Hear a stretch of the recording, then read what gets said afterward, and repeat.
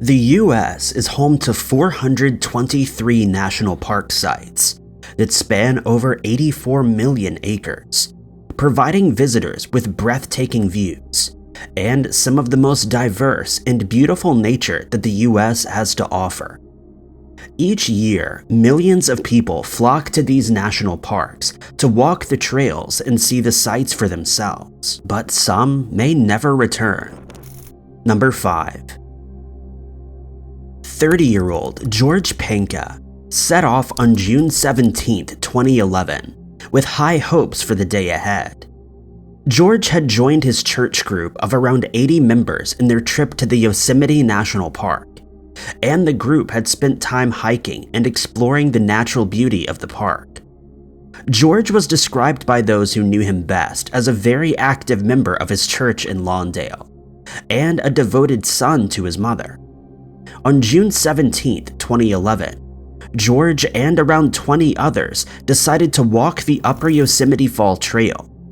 According to the National Park's website, the trail leads to North America's tallest waterfall, and those who make the journey will be rewarded with spectacular scenery of the valleys below.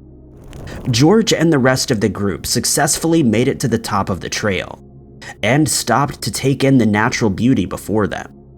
The group agreed that they would descend at their own pace and broke off into two groups.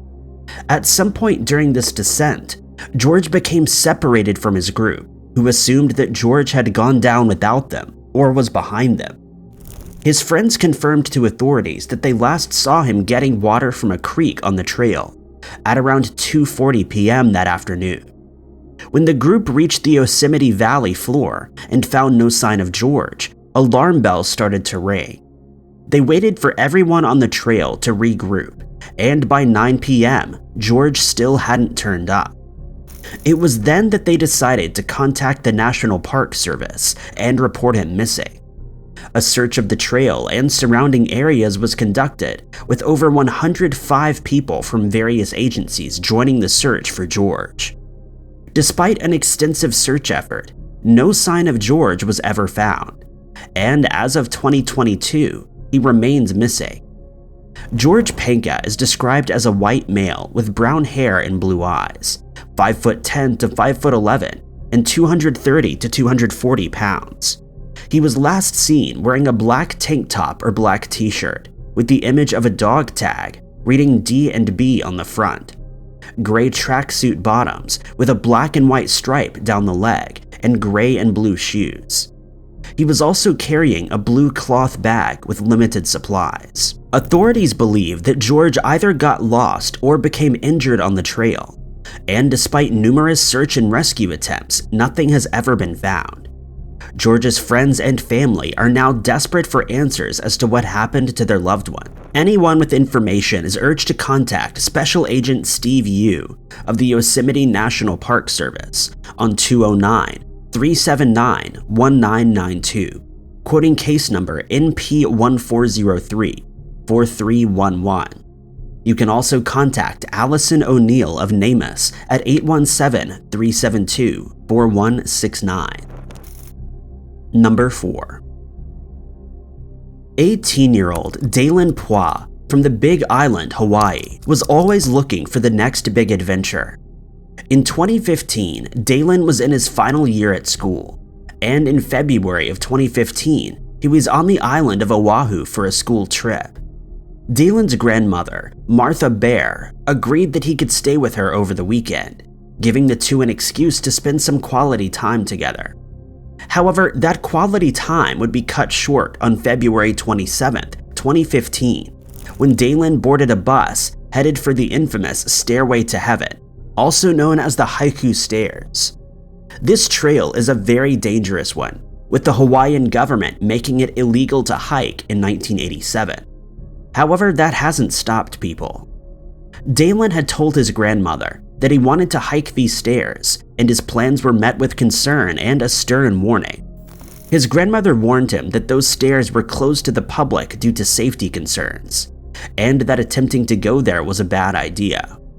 Several people had been stopped by the police and given fines of $1,000, and some even faced prison time, But this didn't deter Dillon. On the morning of February 27, 2015, he packed his bags, said goodbye to his grandmother, and boarded a bus. Martha had no idea that this would be the last time she would ever see her grandson. We know that Dillon reached the trail of the Haiku Stairs at around 11 a.m. He sent pictures to his family members showing off the trail and the natural beauty that surrounded them. After this, Dillon was never to be seen or heard from again. When he failed to return home to his grandmother's house, she contacted the police and a wide-scale search began. The local police, fire department, U.S. Navy, and volunteers flocked to the trail to try and find any sign of Dillon, but they came up empty-handed. Some volunteers even brought drones to try to help find him, but there was no sign of him. As the hours passed, his family were desperate for answers, and after studying the photos that he'd sent earlier that day, they made a shocking discovery.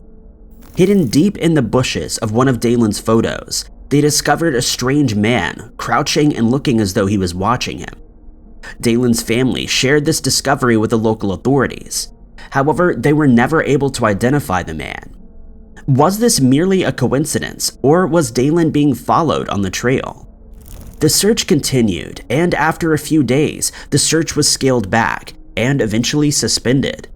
This hasn't stopped Dillon's family and locals from looking for him though, and his family continues to spread awareness about his case.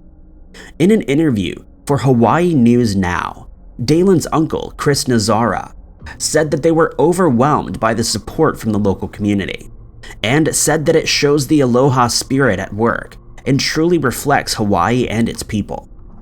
Despite numerous searches and media appeals, no sign of Dillon Poi has ever been found. His family and friends haven't given up hope that they will one day have answers for what happened to him.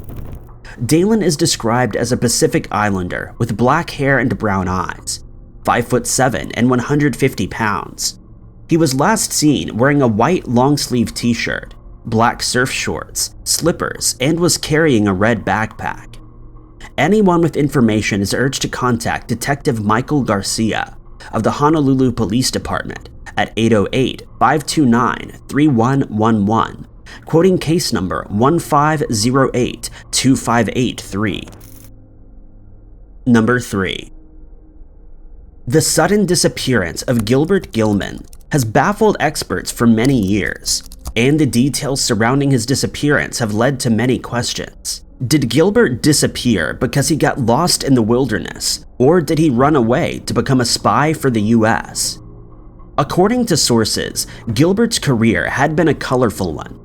He'd worked as a military interrogator in counterintelligence for the Defense Intelligence Agency, and had served in Panama, East Africa, Israel, Yemen, and Mongolia. He had also worked with the United Nations and was involved in politics before finally deciding to settle down in Seattle, Washington. In 2006, Gilbert was working as the deputy director of the Washington State Pension Fund, and by all accounts, he was taking life at a much slower pace than he had done previously. On June 24, 2006, Gilbert decided to make the best of the weather and packed his camera for a quick hike in the Olympic National Park. Park ranger Sandy Lustig encountered Gilbert near the Staircase Rapid Loops Trail after approaching him and asking him to turn down the music in his car. Sandy would be the last person to see Gilbert, and when he failed to show up for work on June 25, 2006, he was reported missing. In the days following his disappearance, park rangers, volunteers, and other search and rescue teams tried desperately to find him, but there was no sign of him. It was as if he had vanished into thin air. A few days into the search, Gilbert's silver 2005 Ford Thunderbird convertible was found at the Staircase Ranger Station, close to where he was last seen. According to reports, neither his car nor the car park yielded any clues, and investigators quickly found themselves at a dead end. Despite an extensive search of the trail and the surrounding areas, no sign of Gilbert has ever been found, and this has led to some interesting theories. Due to his background, Gilbert's mother, Doris, believes that he voluntarily disappeared because he decided to become a spy for the US. Gilbert was in good health at the time of his disappearance and had extensive experience in rugged terrain, similar to that of the Olympic National Park. Many have pointed out that the Staircase Rapid Loops trail is very short, making it almost impossible for someone to disappear without being found. Israel Keyes has also been tied to Gilbert's disappearance, and his name is mentioned in an FBI document pertaining to Israel's case. While the report concludes that Israel likely wasn't involved with Gilbert's disappearance, it does provide some important information about Gilbert's possible spy work. The file reads, quote, Doris added that before his disappearance, her son asked her to bring books to the beach house in New York State. The books were titled Taking Risk, with a section titled Searching for Gods, and Dante's Inferno. She said a portion of one book relates to going for a walk in the woods. She believes that Gilbert asking for the books may have been an attempt by her son to send a message to the family. As of 2022, Gilbert's case remains unsolved, leaving us with an abundance of theories. Gilbert is described as a white male with graying brown hair and brown eyes, 5'7" and 155 to 165 pounds. Gilbert wears glasses and his vision is severely limited without them. He's also fluent in English, Arabic, Russian, and Chinese. If you have any information, you're asked to contact Detective Roland Weiss of the Thurston County Sheriff's Office at 360-786-550, quoting case number 0605-808-06. Number 2.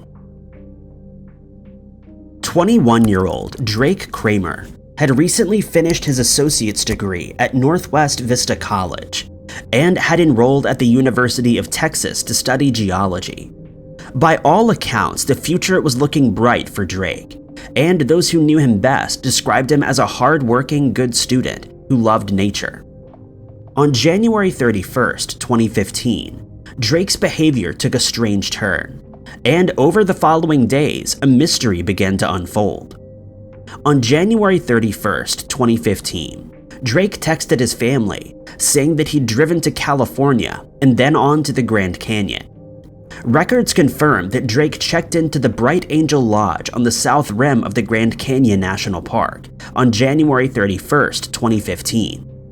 In his text, Drake said that he loved everyone and told them that he needed to be back with Mother Nature and set his soul free. After this, Drake was never heard from again.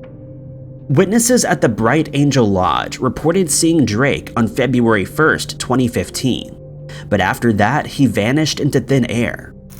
In the days before Drake's impromptu trip to the Grand Canyon, he'd spent time with his family, who said that he was in good spirits and showed no signs that anything was wrong.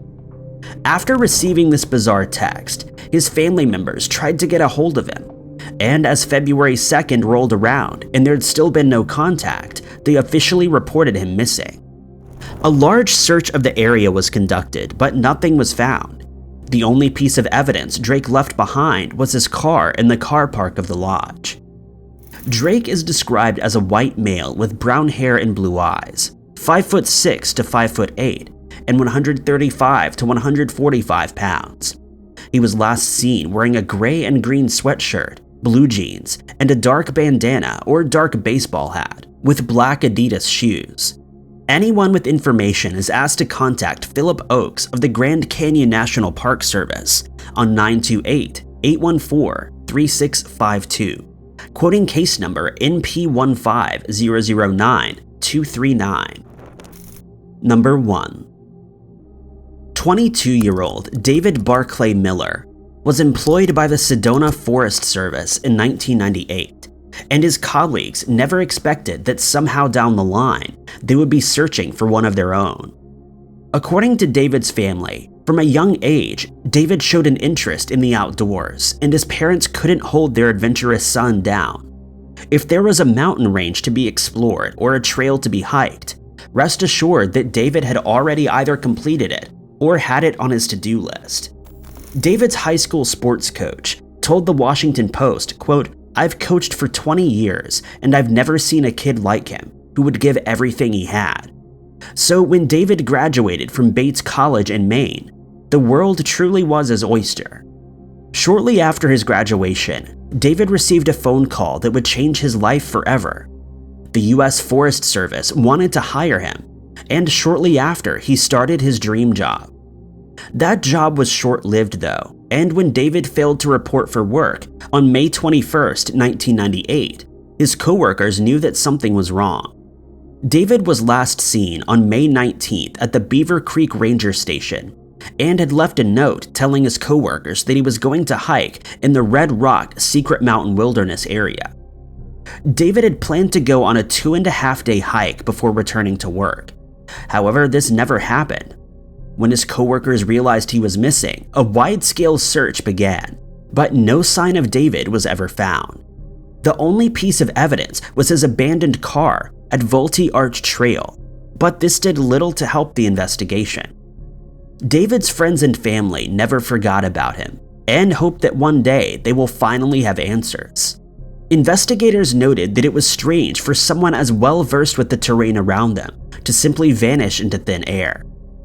David Barkley Miller is described as a white male with sandy blonde hair and blue-green eyes, 5'11" and 160 pounds. He's known to wear glasses or contact lenses and was last seen wearing a shirt, shorts, black hiking boots, and was carrying a forest green Gregory backpack. Anyone with information is asked to contact the sheriff's office on 520-771-3260, quoting case number 9814554. Thank you guys so much for watching. If you liked this video, be sure to hit that like button. Also, don't forget to subscribe and click that notification bell to keep up to date with all of our future uploads. But I've been Ty Knotts, and I'll catch you guys in the next video.